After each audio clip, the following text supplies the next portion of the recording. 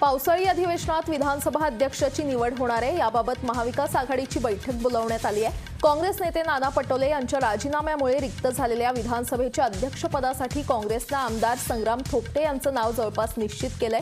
या पदासाठी ऊर्जामंत्री नितीन राऊत आणि विजय वडेट्टीवार यांची नावं चर्चेत होती, मात्र ऐनवेळी काँग्रेस हायकमांडनं थोपटे यांच्या नावावर शिक्कामोर्तब केल्याचं म्हटलं जातंय।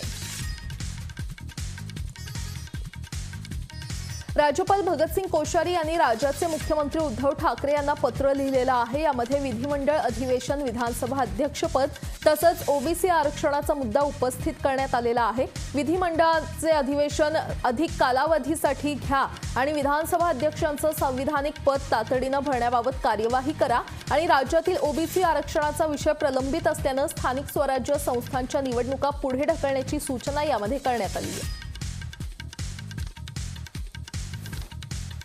भाजप नेते गोपीचंद पडळकरांच्या गाडीवर दगडफेक करण्यात आली आहे। सोलापुरातील मड्डी येथे हा हल्ला करण्यात आलाय। अज्ञातांनी गाडीवर दगडफेक केली असून पोलिसांचा शोध सुरू आहे। या हल्ल्यानंतर भाजप कार्यकर्त्यांनी पवारांविरोधात घोषणाबाजी करत तीव्र निषेध व्यक्त केलाय, तर राष्ट्रवादी कार्यकर्त्यांनी हा हल्ला केला असल्याचा आरोप गोपीचंद पडळकर यांनी केलाय। शिक्षण संस्थांना आणि व्यवस्थापकांना कोणत्याही विद्यार्थ्यांना शालेय शिक्षणापासून दूर ठेवता येणार नाहीये। फी भरण्यासाठी दबाव आणणं आणि शाळेतून काढून टाकणं अशा प्रकारच्या तक्रारी आल्यास अशा शाळांची मान्यता रद्द करण्याचे प्रस्ताव सादर करण्याचे आदेश शालेय शिक्षण मंत्री वर्षा गायकवाड यांनी दिलेत। अशा प्रकारे बेकायदेशीर कृत्य करणाऱ्या शाळांची मान्यता रद्द करून कठोर कारवाई करण्यात यावी असे निर्देश शिक्षण मंत्र्यांनी शिक्षण अधिकाऱ्यांना दिलेत।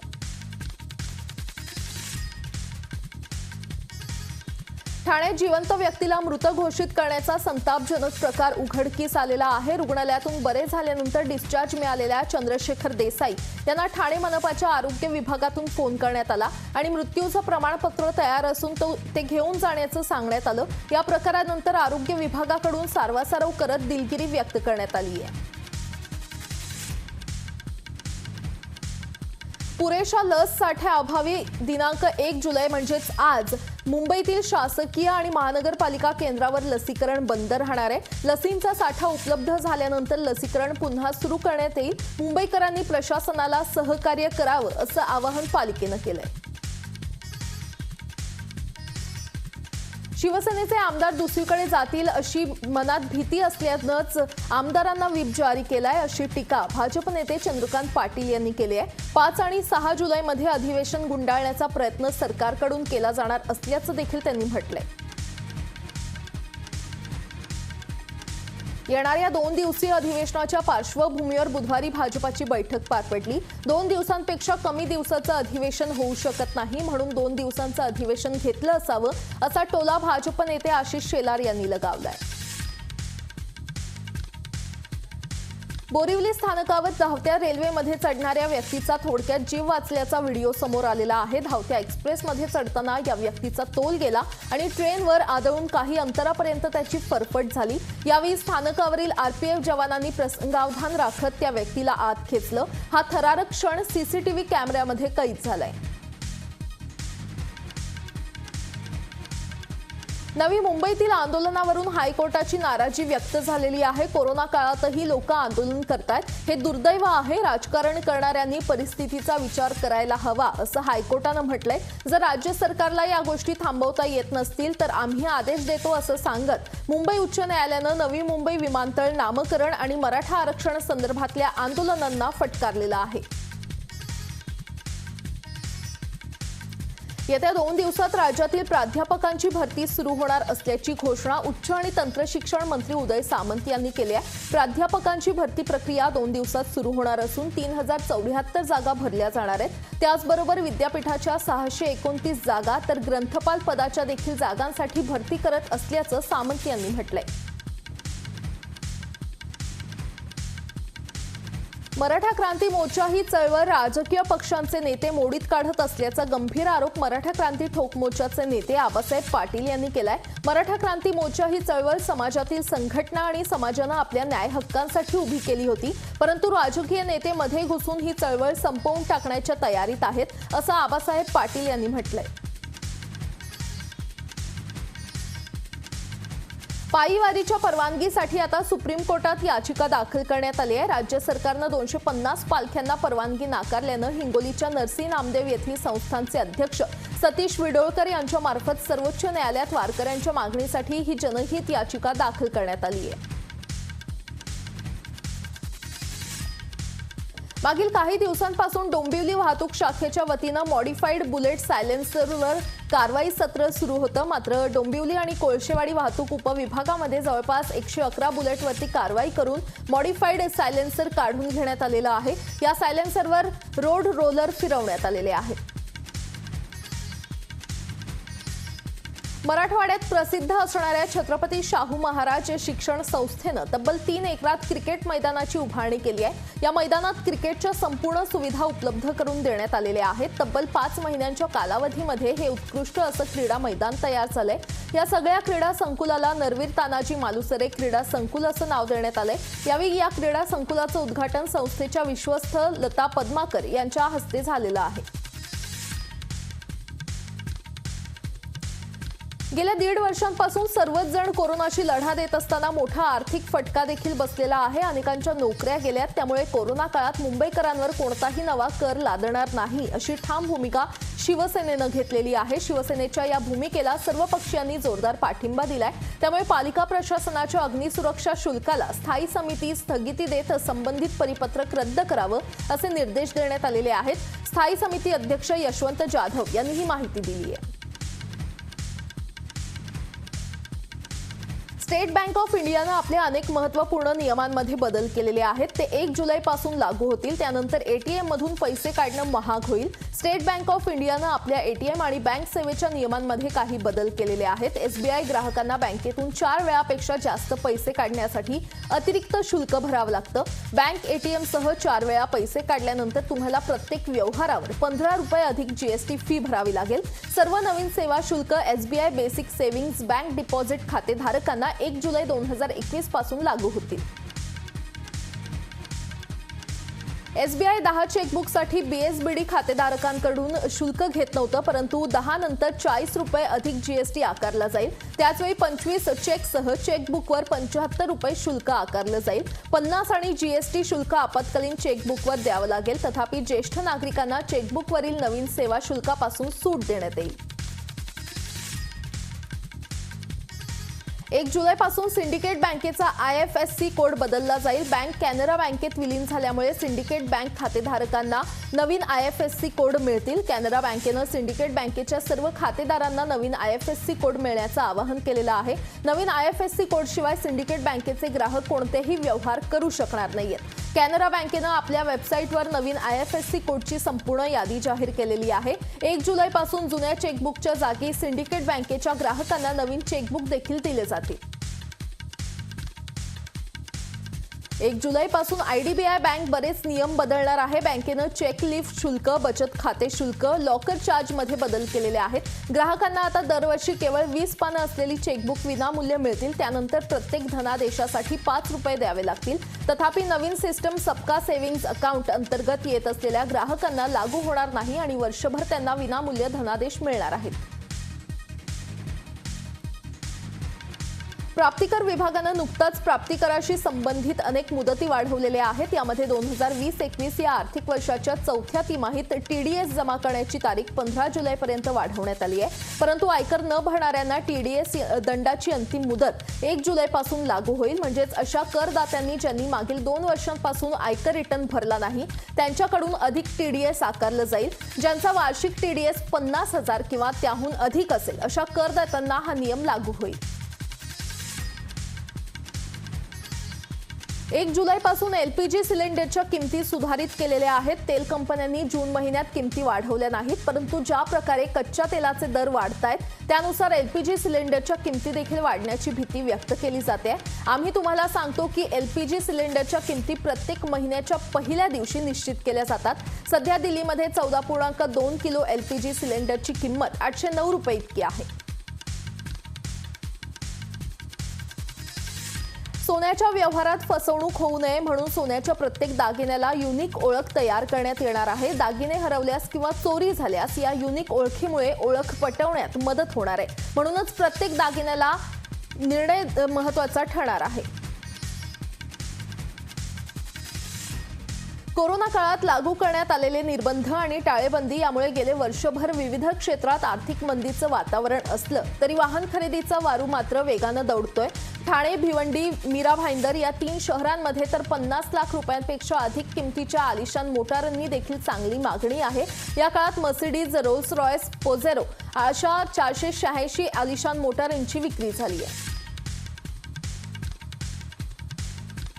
अमूलचं दूध आजपासून 2 रुपयांनी महागणार आहे। दूध पॅकिंग खर्चाबरोबरच वाहतूक खर्च वाढल्यानं अमूलनं प्रति लिटर दुधाच्या दरात 2 रुपयांची वाढ केली आहे। इंधनाच्या किमतीमध्ये वाढ झाल्यानं सर्वच वस्तूंच्या किमती वाढू लागलेल्या आहेत। दूध पॅकिंगच्या खर्चात जवळपास 30 ते 40% वाढ झाली आहे। अमूलचं गाईचं दूध सध्या 48 रुपये लिटर दरानं मिळत असून ते 50 रुपये तर 56 रुपये किंमत असलेलं अमूल गोल्ड दूध 58 रुपयांना मिळणार आहे।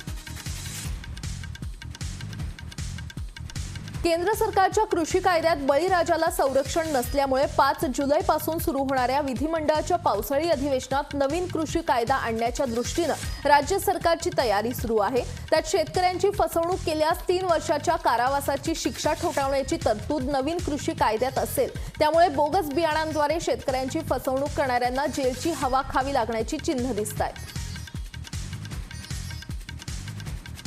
पुणे महापालिकेच्या हद्दीत 23 गावांचा समावेश करण्यासंदर्भातील अधिसूचना अखेरीस राज्य सरकारच्या नगरविकास खात्यानं बुधवारी काढली आहे। त्यामुळे सर्वाधिक क्षेत्रफळाचं शहर म्हणून पुण्यानं मुंबईला देखील मागे टाकलं असून पुणे हे आता राज्यातील सर्वात मोठं शहर बनलंय। भारतात आता खासगी कंपन्याही रॉकेट लॉन्च करू शकतील। सरकारची परवानगी कंपन्या घेऊन देशात आणि बाहेर रॉकेट लॉन्च साईट तयार करून तेथून रॉकेटचं प्रक्षेपण करू शकतील। तसंच भारताची अंतराळ संशोधन संस्था इस्रोसाठी देखील लॉन्च साईट तयार करण्याची संधी उपलब्ध करून देण्यात आली आहे। त्यासाठी इस्रोनं आपल्या नव्या अंतराळ धोरणाचा ड्राफ्ट जारी केलाय। जम्मूमध्ये बुधवारी सलग 4थ्या दिवशी सुरक्षा कर्मचाऱ्यांना 2 ड्रोन आढळून आलेले आहेत। पहाटेच्या सुमारास जम्मूच्या कुंजवानी आणि कालूचक परिसरात पुन्हा ड्रोन फिरत असल्याचं आढळून आलंय। गेल्या 4 दिवसात जम्मूमध्ये सैन्याच्या छावण्या असलेल्या परिसरात 60 ड्रोन आढळून आलेले आहेत। हवाई हल्ले थोपवण्यासाठी ड्रोन विरोधी यंत्रणा तयार करण्याच्या सूचना केंद्रानं 3ही दलांना दिलेल्या आहेत। कोरोनामुळे प्राण गमावलेल्यांच्या नातेवाईकांना नुकसान भरपाई मिळावी या याचिकेवर सर्वोच्च न्यायालयानं मोठा निर्णय दिलेला आहे। कोरोनामुळे मृत्यू झालेल्यांच्या कुटुंबियांस नुकसान भरपाई मिळावी, पण ही रक्कम किती असेल याचा निर्णय केंद्र सरकार घेईल असं सुप्रीम कोर्टानं म्हटलंय। कोरोनामुळे मृत्यू झालेल्यांच्या वारसांना आता नुकसान भरपाईची किती रक्कम देण्यात यावी यासाठी सर्वोच्च न्यायालयानं 6 आठवड्यांच्या आत मार्गदर्शक तत्त्व तयार करण्याचे निर्देश दिलेले आहेत। तामिळनाडूमधील श्रीमंत मंदिरांपैकी एक असलेल्या पलानी मंदिराच्या संपत्तीबाबत मद्रास हायकोर्टानं महत्त्वाचा निर्णय दिलाय। मंदिरातील मूर्ती लहान मुलासारखी असते आणि कोर्टाला मंदिराच्या संपत्तीचीही लहान मुलाप्रमाणे सुरक्षा करायची आहे असं कोर्टानं म्हटलंय। काही कुटुंब गेल्या अनेक वर्षांपासून मंदिराची संपत्ती ताब्यात घेऊन बसली होती। याबाबत कोर्टानं तुम्ही मालक नाही तर भाडेकरू असल्याचं ठणकावून आसाममध्ये सरकारी रुग्णालयात 24 तासात 12 रुग्णांचा मृत्यू झाल्याची धक्कादायक माहिती समोर आलेली आहे। गुवाहाटीमध्ये सरकारी रुग्णालयात ही घटना घडली आहे। रात्री कामावर असणारे डॉक्टर जागेवर नसतात असा आरोप होत असतानाच हे मृत्यू झालेले आहेत। 12 पैकी 9 रुग्ण हे आयसीयू मध्ये दाखल होते। मृत्यू झालेल्या सर्व रुग्णांची ऑक्सिजन पातळी 90 पेक्षा कमी होती अशी माहिती रुग्णालयामधून मिळाली आहे। मध्य प्रदेशनं लसीकरणामध्ये 17 लाख लसी एकाच दिवशी देण्यात आल्याचा दावा केलाय। मात्र आता या लसीकरणामधील नवीन गोंधळ समोर आलाय। लस न घेतलेल्या व्यक्तींना SMS वरून लस घेतल्याची माहिती देणं, एकाच व्यक्तीला 3 अनोळखी लोकांच्या नावाच्या लसीकरण प्रमाणपत्रांची लिंक पाठवणं, सरकारी कामांसाठी दिलेल्या कागदपत्रांवरून लस न घेताच लस दिल्याचं प्रमाणपत्र मिळणं असा गोंधळ समोर आलाय।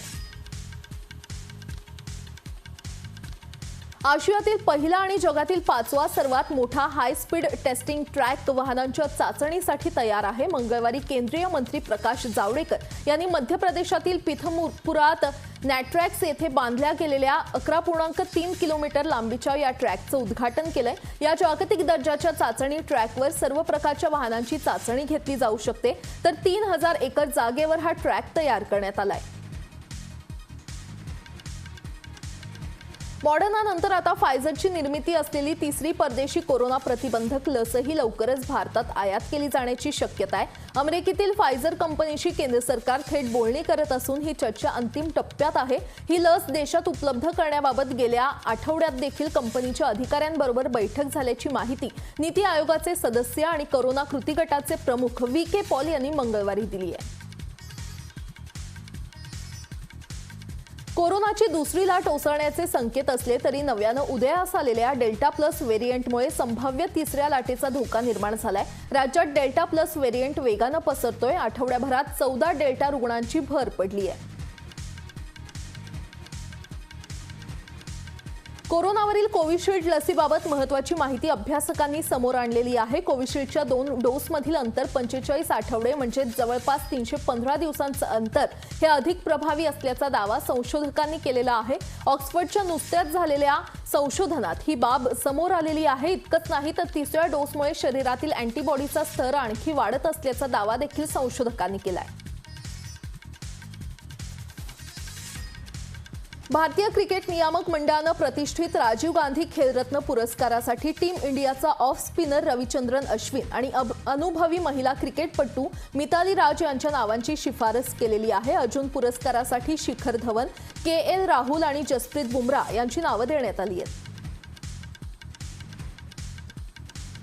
भारतीय क्रिकेट संघाचा यष्टीरक्षक फलंदाज ऋषभ पंत फुटबॉलचा देखील चाहता आहे. ऋषभ पंत युरो चषक स्पर्धेतील इंग्लंड आणि जर्मनीचा सामना पाहण्यासाठी वेम्बली स्टेडियमवर गेला होता.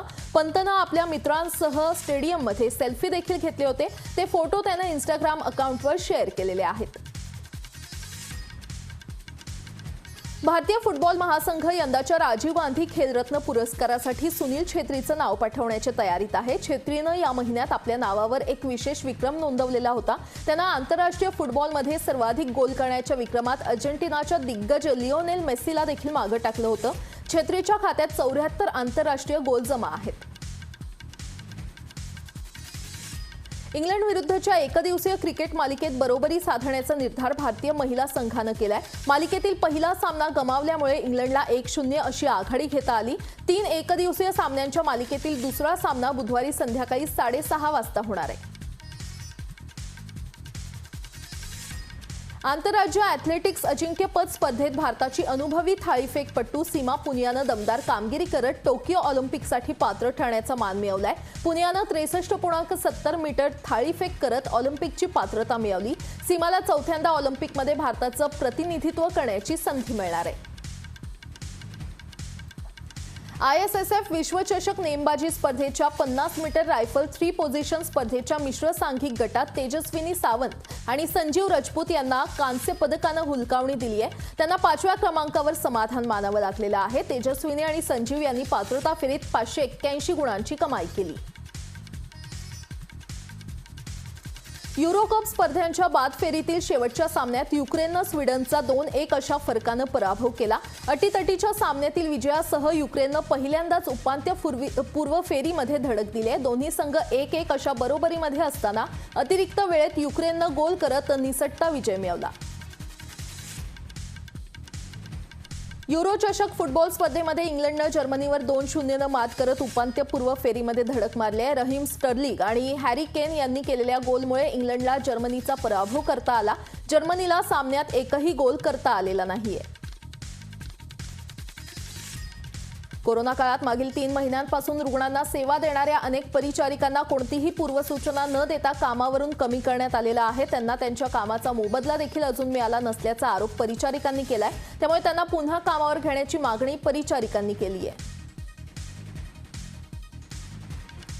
ज्येष्ठ अभिनेते दिलीप कुमार यांना मंगळवारी सकाळी मुंबईतील हिंदुजा रुग्णालयात दाखल करण्यात आलं. 92 वर्षीय दिलीप कुमार यांना श्वसनाचा त्रास जाणवत असल्यानं त्यांना महिनाभरात दुसऱ्यांदा उपचारासाठी रुग्णालयात दाखल करावं लागलेलं आहे. दिलीप कुमार यांची प्रकृती स्थिर असून ICUमध्ये त्यांच्यावर डॉक्टरांच्या देखरेखीखाली उपचार सुरू आहेत.